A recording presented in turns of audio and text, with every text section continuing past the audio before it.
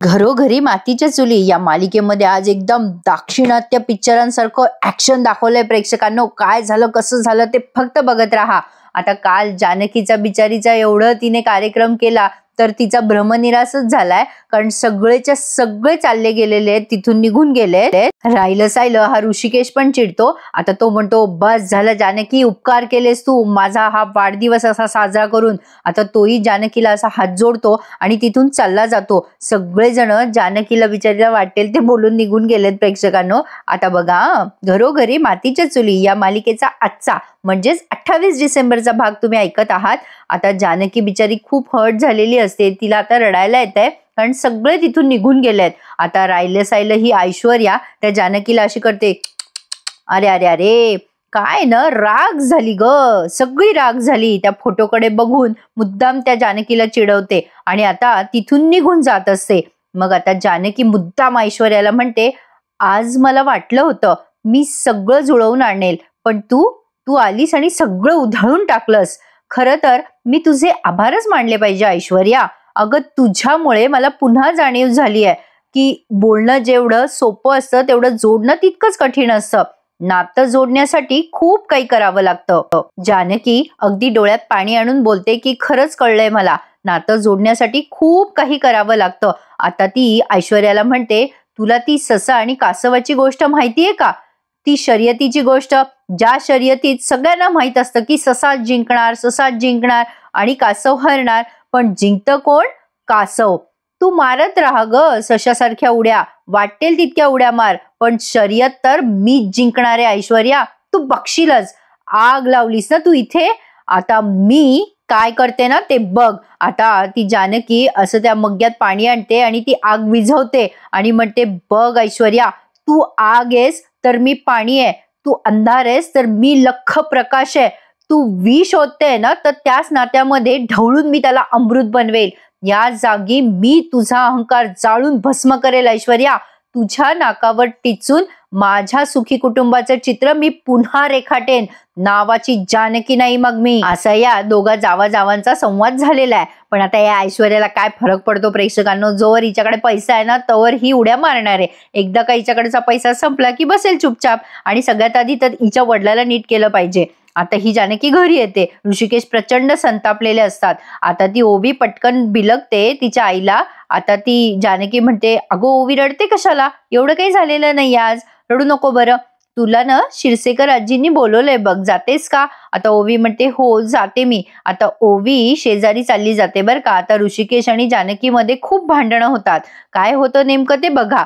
ओवी गेली, आता जानकी दरवाजा लावून घेते. जानकी ऋषिकेशला समजवायला जाते की ऋषिकेश असं काय करताय हो, कशाला स्वतःला त्रास करून घेताय. आता ऋषिकेश चिडतच म्हणतो, अगं त्रास तर माझ्या नशिबातच आहे ग, फरक एवढाच आहे की कालपर्यंत बाहेरचे लोक त्रास देत होते पण आज माझ्या बायकोने त्रास दिलाय मला. असं बोलल्यानंतर जानकीला कसं तरीच होतं. ती म्हणते, अहो ऋषिकेश असं काय बोलताय, असं नका ना बोलू. ऋषिकेश म्हणतो, हो आज तुझ्यामुळेच मला माझ्या वाढदिवसाच्या दिवशी एवढा मनस्ताप झालाय.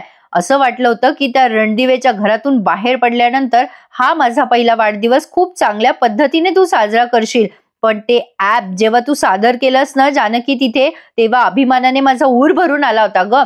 असं वाटलं होतं की मिठी मारून सांगावं तुला की Janki I am so proud of you, पण नाही, दुसऱ्या क्षणी तू माझ्या आनंदावर पाणी फेरलंस ग जानकी. तिथे आलेल्या त्या परक्या लोकांना बघूनच माझ्या डोक्यात सणक गेली होती. काय गरज होती जानकी, तुला काय गरज होती हे सगळं करायची? तिथे तू घाट घातलेला आहेस त्या लोकांना बोलवण्याचा. हे कळल्यानंतर तर मला तुला बायको म्हणून घ्यायची लाज वाटत होती. असं बोलल्यानंतर जानकीला धस्सच झालंय. आता जानकी म्हणते, असं काय बोलताय ऋषिकेश? ऋषिकेश म्हणतो, हो जानकी, माझ्या बायकोला जर कळत नाही की नवऱ्याचा आनंद कशात आहे, तिच्या नवऱ्याचा आनंद कशात आहे, तर त्या बायकोला तिचा नवरा कधी कळलाच नाहीये. जानकी म्हणते, असं नका हो बोलू ऋषिकेश, अहो हे सगळं मी तुमच्याच आनंदासाठी करते ना. ऋषिकेश म्हणतो, अजिबात नाही, माझा आनंद यात नाहीच आहे, तुला हे सगळं असं करायचं होतं. अगं कुटुंब एकत्र आणायच्या विचारात तू एवढी धावून गेली आहेस ना की या विचारामुळे आपण वेगळे होतोय हे तुझ्या का लक्षात येत नाहीये, हे मला कळतच नाहीये. आता जानकी पटकन त्याच्या तोंडावर हात ठेवते आणि म्हणते, नाही ऋषिकेश, असं नाही बोलायचं. असं म्हणून ती पटकन मिठी मारते ऋषिकेशला आणि म्हणते असं नाही बोलायचं, असं नाही बोलायचं ऋषिकेश, अहो मी दोन्ही कुटुंबाची दरी मिटवते. पण ऋषिकेश आता तिला बाजूला सारतो आणि म्हणतो दरी, अगं कसली दरी मिटवतेस, आले का कोणी एकत्र, अगं तुला कळत कसं नाही. असे फोटोचे कोलाज आणि व्हिडिओ मध्ये कविता बिविता म्हटल्या तर काही होत नसतं जानकी. अगं जुन्या आठवणी, जुने लोक तसेच राहत असतात जानकी. अगं काही फरक पडत नसतो कोणाला, आपल्याला काय वाटतं ते कळून. बरोबर आहे ना प्रेक्षकांना ऋषिकेशचं. जानकीने तो थोडासा वेळ जाऊ द्यायला पाहिजे. उगाचच जानकी इतके एफर्ट घेतीये, कारण हे सगळे ना त्या लायकीचे नाहीयेत. म्हणजे आपण इथे मालिकेतल्या पात्रांबद्दल बोलतोय बरं का प्रेक्षकांनो. आता इकडे बघा या रणदिव्यांच्या घरात काय तमाशा चाललाय. हा सारंग नुसता उड्या मारतोय माकडासारख्या. सारंग म्हणतो काही वाटलं नाही दादाला ऑफिस जाळताना, काही वाटलं नाही. अगं आई तू बोल ना, तुला पण वाटतं का की ऋषिकेश दादा बरोबर आहे आणि मी आणि ऐश्वर्या चुकीचे आहोत, बोल ना का आई. याला ना फक्त प्रेक्षकांनो बायकोच्या मागे मागे करायचं असतं. आता बघा त्या बिचारा काही बोले ना. सारंग म्हणतो काय रे दादा, आता तो सौमित्रकडे जातो आणि म्हणतो काय रे दादा, आम्हा सगळ्यांना खोटी कारणं देऊन तू घेऊन गेला होता ना तिकडे, काय गरज होती तिकडे आम्हाला घेऊन जायची. ऐश्वर्या म्हणते नाही हो सारंग, एकट्याला कशाला बोलताय तुम्ही त्यांना, त्यांच्यासोबत त्यांची बायको होती ना ती असिस्टंट, म्हणजे ही तिच्या नवऱ्यासोबत असते तेच चालतं. पण या अवंतिकाने आणि सौमित्रने एकमेकांच्या सोबत असलं तर हिच्या नाकाला मिरच्या झोंबतात. आता बघा ती अवंतिका रागाने बघते. ऐश्वर्या म्हणते काय आहे ना, या दोघांना फक्त झटायचं असतं, दोघेही सामील आहेत त्या बाहेरच्या लोकांना आपल्या घरात घुसवण्यासाठी. अवंतिका आता संतापते आणि म्हणते ए ऐश्वर्या तू बाहेरची आहे, ऋषिकेश आणि जानकी या घरातले, कळलं ना. आता ती बोट करून दाखवते ऐश्वर्याला, बोलते बोट करून. आता लगेच जानकी म्हणते ए LLB आगाऊपणा करू नको, इथे बोट खाली कर तुझे, नाही तर इथून पुढे एकच हात घेऊन फिरशील तू घरामध्ये. आता सौमित्राला तो राग. सौमित्र म्हणतो ए ऐश्वर्या चुप बैस. आता सारंग लगेच सौमित्रावर ओरडतो आणि म्हणतो ए दादा मोठ्याने बोल नको, माझ्या बायकोशी आवाज वर करून बोल नको, मला सहन होणार नाही. म्हणजे हिनं त्याच्या बायकोशी बोललं तर चालतं. अरे यार काय भारी तमाशा यांच्या प्रेक्षकांना घरामध्ये.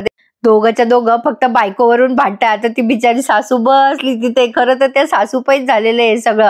काय गरज होती त्या मोठ्या सुनेला घराच्या बाहेर काढायची. आता बघा पुढे काय झालं. आता सारंग म्हणतो दादा, ऋषिकेश दादाने माझं ऑफिस फोडलं तेव्हा तुझा आवाज कुठे होता, बोल ना.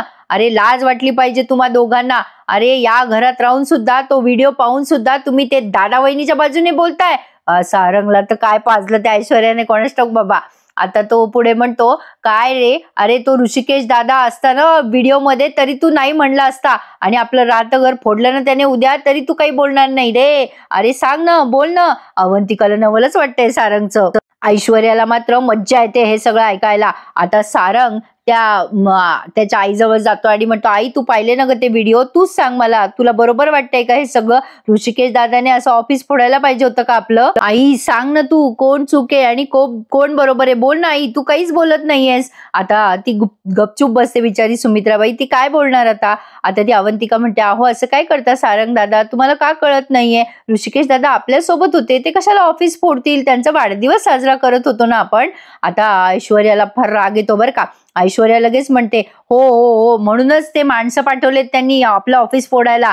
आता सौमित्र म्हणतो कशावरून ती माणसं तू नशील पाठवली. आता ही घाबरते बरं का ऐश्वर्या. आता इकडे बघा ऋषिकेश आणि जानकीचा प्रसंग त्यांनी दाखवलाय. इकडे ऋषिकेश म्हणतो अगं कशावरनं त्या सारंगला असं वाटलं की मी माणसं पाठवली असतील ऑफिस फोडायला. अगं जानकी ते ऐकताना सुद्धा त्रास होत होता ग मला. अगं मला इतका राग येत होता ना तुला काय सांगू. अगं ते ऑफिस म्हणजे मंदिर होतं ग माझ्यासाठी, माझं घर होतं ते, आणि मी त्या ऑफिसला फोडेल, त्याला विचार आला का मनामध्ये. अगं त्याला तिथे जे दाखवलं तेच पटलं ना, आणि तू त्यांची बाजू घेतेस जानकी. ऋषिकेशचं चिडणं अत्यंत स्वाभाविक आहे. ऋषिकेश म्हणतो तुला काय वाटतं ग जानकी, हे सगळं तुला सोपं वाटतंय. अगं हे सगळं निस्तरणार नाहीये कधीच जानकी, हे निस्तरणं कधीच शक्य नाहीये. जानकी त्याला म्हणते मी निस्तरेल, माझ्यावर विश्वास ठेवा. ऋषिकेश जे चित्र मी तुम्हाला पडद्यावर दाखवलं ते प्रत्यक्षात मी तुम्हाला खरं करून दाखवेल, माझ्यावर विश्वास तरी ठेवा. आता ऋषिकेश तिचा हात झटकतो आणि म्हणतो तुला कळत नाहीये का जानकी, तुला इतकं समजावून सांगितलं तरी तुला तुझंच खरं करायचंय का, ह्या लोकांसाठी तुझ्या नवऱ्याच्या विरोधात जाणार आहेस का तू. जानकी म्हणते नाही ऋषिकेश, तुम्ही पण माझ्या भल्याच्या विरोधात नाही जाणार, माझी बाजू तरी समजून घ्या. आता ऋषिकेश काही ऐकायला तयारच नसतो. जानकी म्हणते असं काय करताय ऋषिकेश, तुम्ही जे काही आहात ते तुमच्या कुटुंबामुळे आहात, त्यांच्यामुळे ओळख मिळाली आहे तुम्हाला, गैरसमजुतीमुळे तुम्ही वेगळे झाला आहात, तुम्हाला एकत्र करायचं काम माझं आहे ना, आणि तेच मी करते. आता खरं तर जानकीचा मुद्दा पण बरोबर आहे प्रेक्षकांनो.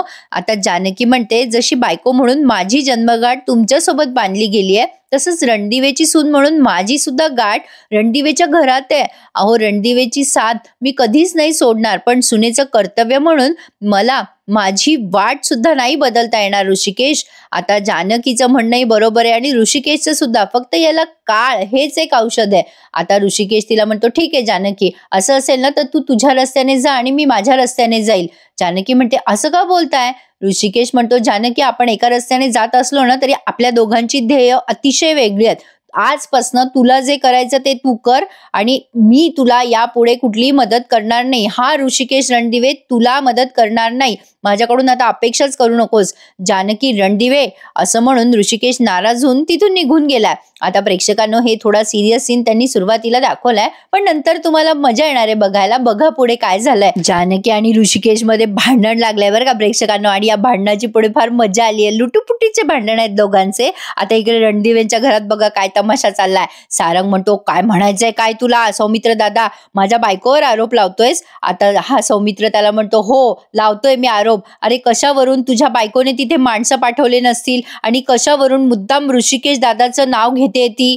अरे सारंग, हिने, या ऐश्वर्यानेच या सगळ्या गोष्टीचा व्हिडिओ काढला असेल. मुद्दाम त्या लोकांना सांगितलं असेल की ऋषिकेश दादाचं नाव घ्या. आता सारंग म्हणतो, म्हणजे तुला काय म्हणायचंय की ऐश्वर्या आपल्यात भांडणं लावताय? सौमित्र म्हणतो, अरे माझी खात्री आहे माझी की तुझी बायको भांडणं लावते आपल्या घरात. सारंग म्हणतो, कमाले बाबा तुमच्या दोघांची. प्रत्यक्ष ऋषिकेश दादा जरी ऑफिस फोडताना दिसला असता ना तुम्हाला व्हिडिओमध्ये, तरी तुम्ही हेच बोलले असता, ऋषिकेश दादाने काहीच केलं नाहीये, ऋषिकेश दादा निर्दोष आहे.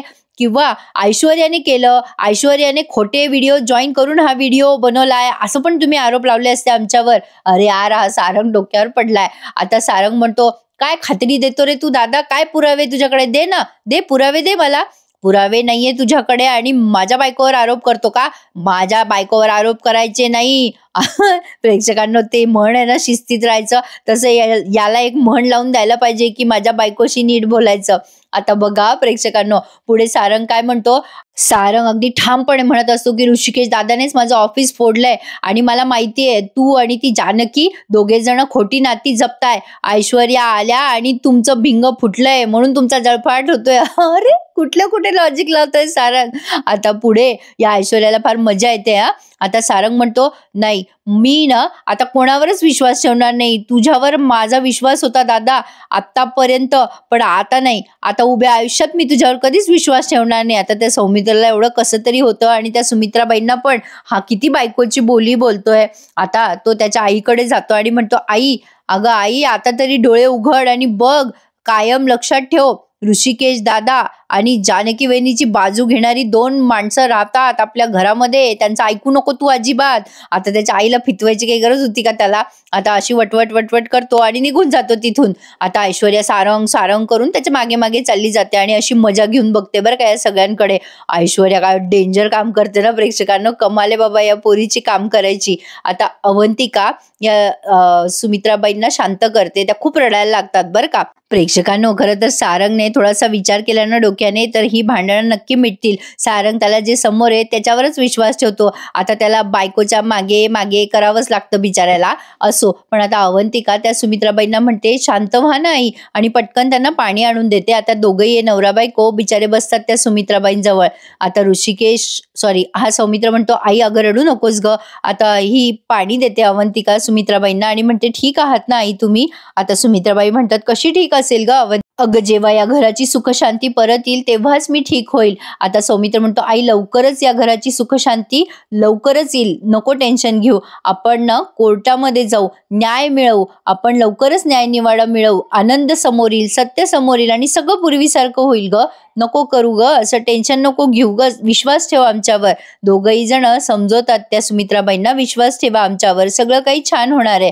आता त्यांच्या हातात हात देतात त्या, पण आता सुमित्राबाईंना काही समजेना प्रेक्षकांनो की पुढे काय होणार आहे. आता इथपर्यंत तुम्ही सगळं सिरियस सीन एन्जॉय केलेला आहे. आता इथून पुढे तुम्हाला खूप छान बघायला मिळेल. सुमित्रा बाजूंनी काही कोणाची एकाची अशी बाजू ठामपणे घेतलीच नाही बरं का. आता बघा प्रेक्षकांनो, सकाळ झाली आहे. आता ऋषिकेश जानकीवर चिडलाय. आपण तर बघितलंच, त्यांची भांडणं जोरदार झाली आहे. आता सकाळ झाल्यावर यांना काही एकमेकांशी बोलायचं नसतं. दोघही जण आपापल्या कामात बिझी असतात. आता काम करता करता या दोघांची एवढी जोरात टक्कर होते की विचारू नका. आता ती जोरात आई आई आई करायला लागते. ओवी फार मजा घेते या दोघांची. ओवी म्हणते, आई बाबा टक्कर झाली की पुन्हा टक्कर करायची, नाहीतर शिंग फुटतात. आता ऋषिकेश चिडतो आणि म्हणतो, ओवी, ज्यांना ऑलरेडी शिंग असतात ना, त्यांना पुन्हा शिंग कुठून फुटणार. ओवी लागते आता हसायला. आता ऋषिकेशला काही कळेल ना काय करावं, तो बावचाळल्यासारखाच करत असतो, इकडे जाऊ का तिकडे जाऊ. आता जानकी भाज्यांची पिशवी आतमध्ये ठेवते. ऋषिकेश कपाट उघडतो, टूथब्रश घेतो. बापरे, कपाटात ठेवता का काय हे टूथब्रश.